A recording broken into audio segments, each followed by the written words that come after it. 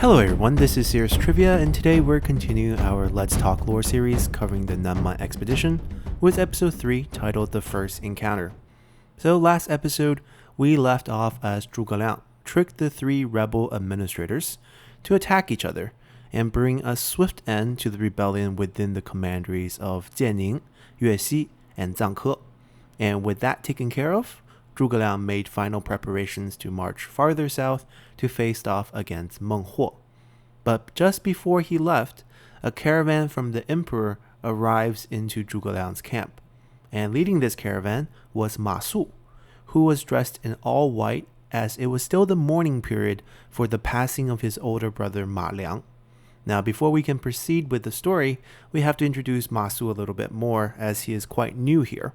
And he is quite famous in history, for the wrong reasons though. And Ma Su and his older brother that we just mentioned, Ma Liang, are the youngest of 5 brothers from the Ma clan in Xiangyang. And when Liu Bei first took over this part of the Jin province following the Battle of Chibi, all 5 brothers joined Liu Bei.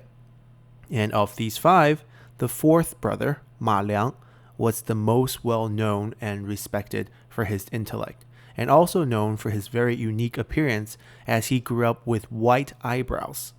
And these 5 brothers would go on to follow Liu Bei into the Shu region and continue to serve under the Shu Han government.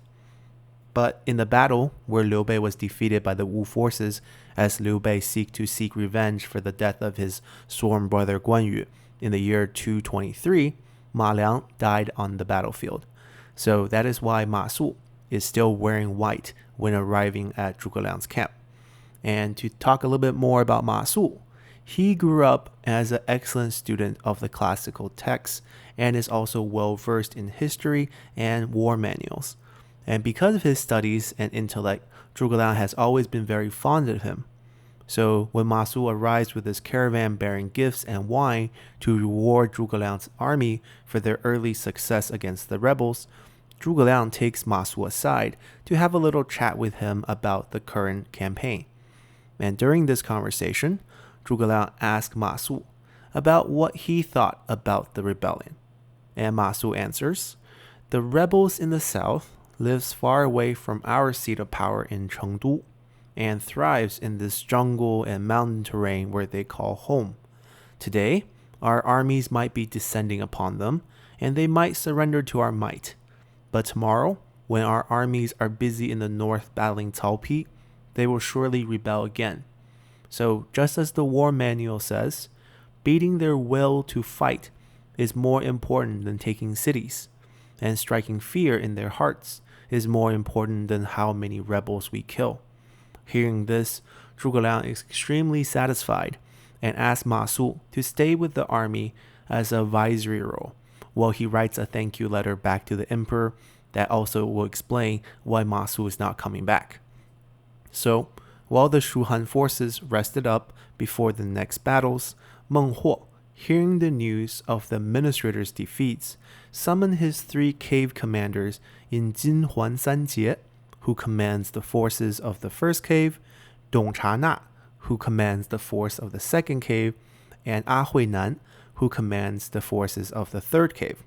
He tells them that the Shu Han armies will be arriving soon, and that he will give each of them command of 50,000 men, and the one who can bring back Zhuge Liang's head will be promoted to the chief of their cave.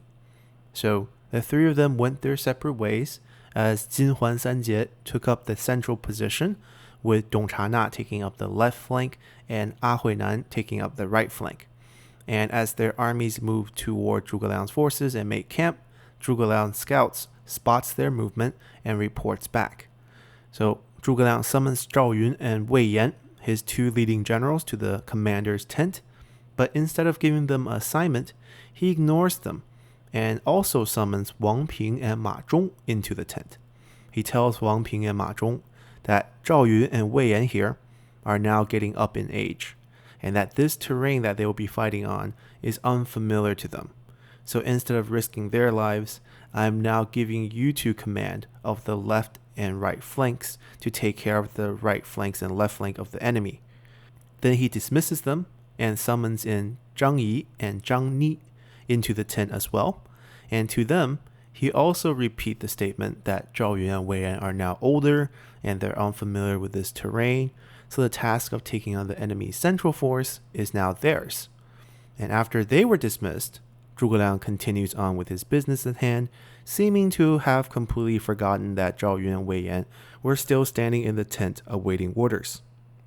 So Zhao Yun speaks up and asks, "The Prime Minister claims that we are unsuited for this battle and old.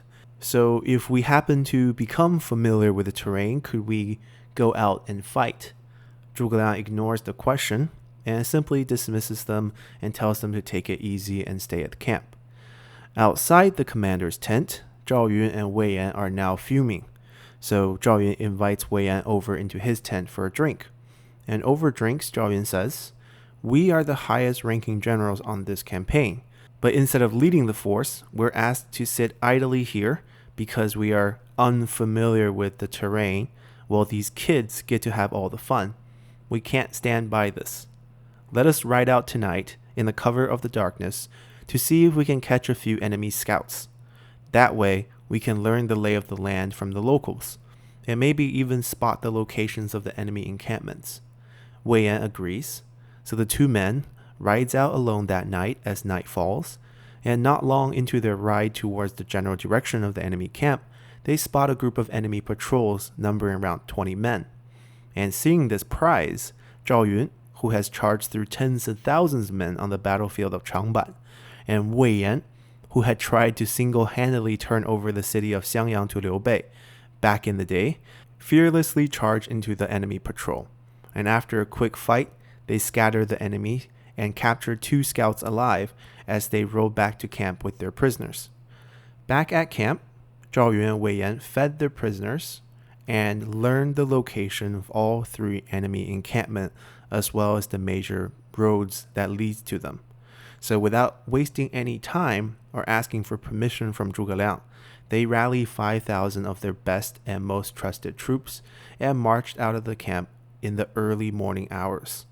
By the time they had arrived at Jinhuan Sanjie's central camp, the first rays of the sun is just starting to creep up in the horizon, as most of the enemy camp were still sound asleep, with only a kitchen crew up starting fires to prepare to make breakfast for the day. And at this moment, Zhao Yun and Wei Yan, along with their 5,000 men, charge into the camp, headed straight for the commander's tent. And before Jinhuan Sanjie could even figure out the situation or put on his armor, one spear from Zhao Yun ended his life. And with the commander dead, the rest of the troop quickly ran for the hills and jungles. And with their success here at the central camp, Zhao Yun and Wei Yan weren't satisfied, as they were eager to prove the prime minister wrong. So they split up their small force in half, with Wei Yan headed toward Dong Chana's camp to the east, and Zhao Yun headed west towards An Huinan's camp. But by the time Wei Yan's force had arrived at Dong Chana's camp, it was already nearing noon, and the enemy camp, numbering more than 20 times Wei Yan's force, was already in waiting, after some of the men who had routed from the central camp made their way here ahead of time. But as Dong Chana stationed his defense pointed towards the backside of the camp in the direction where Wei Yan would be coming from, a much bigger Shu force led by Wang Ping had arrived from the main road on the front of the camp. And before he could reposition his men to defend the camp, he was sandwiched on 2 sides as Wei Yan and Wang Ping made short work of the camp. Dong Chana and some of his men were able to fight their way out, however, as they looked to escape south towards Meng Huo. And a similar situation happened in An Huinan's camp, as Zhao Yun's forces also caught the enemy mispositioned when Ma Zhong's force arrived, and combined they were able to dispatch the enemy forces, and An Huinan also made a run for it with his scattered force. Victorious, the Shu Han forces marched back to camp, where a smiling Zhuge Liang awaited them. Zhao Yun presented the head of Jinhuan Sanjie and reported that the 2 other cave commanders and their men had abandoned their horses and ran up the mountain to escape capture. Zhuge Liang smiled and congratulated his men and informed them that Dong Chana and A Huinan had actually been already captured and is in camp right now. And sure enough, from the back of the camp, Zhang Yi arrives dragging a tied-up Dong Na, and Zhang Ni follows behind with a tied-up An Huinan as well. Seeing that Zhao Yun and Wei Yan are confused, Zhuge Liang explains how he had already been studying the maps that Lu Kai had provided for them and guessed where the 3 likely encampments would be. Then he purposely snubbed Zhao Yun and Wei Yan by not assigning them any assault roles to goad them into raiding the enemy camps themselves. And with Wang Ping and Ma Zhong assisting them in the 2 camps on the flanks, he also deployed Zhang Yi and Zhang Ni, who originally was supposed to attack the central camp, into the areas behind the 2 camps on the flank to help capture any fleeing troops. And that's how Dong Na and A Huinan are now inside the Shu Han camp. And Zhuge Liang unties these 2 cave commanders, feeds them, and tells them to go back and tell Meng Huo to surrender, and releases them. Then he orders all his generals to rest up, as now Meng Huo will definitely come tomorrow for revenge. But before they were all dismissed, Zhuge Liang whispered separate commands to Zhao Yun and Wei Yan, to Zhang Yi and Zhang Ni, and finally to Wang Ping and Guan Suo. So the next day, as Zhuge Liang predicted, Meng Huo, who is now fuming over the fact that his 3 cave commander had been defeated, empties out his camp as he plans to use his entire army to face off with the Shu Han forces. But before he makes it to the Shu Han camp, he is greeted by Wang Ping and Guan Suo's forces on a narrow road. Meng Huo orders his general Meng Yazhang to duel Wang Ping, while he personally take on Guan Suo.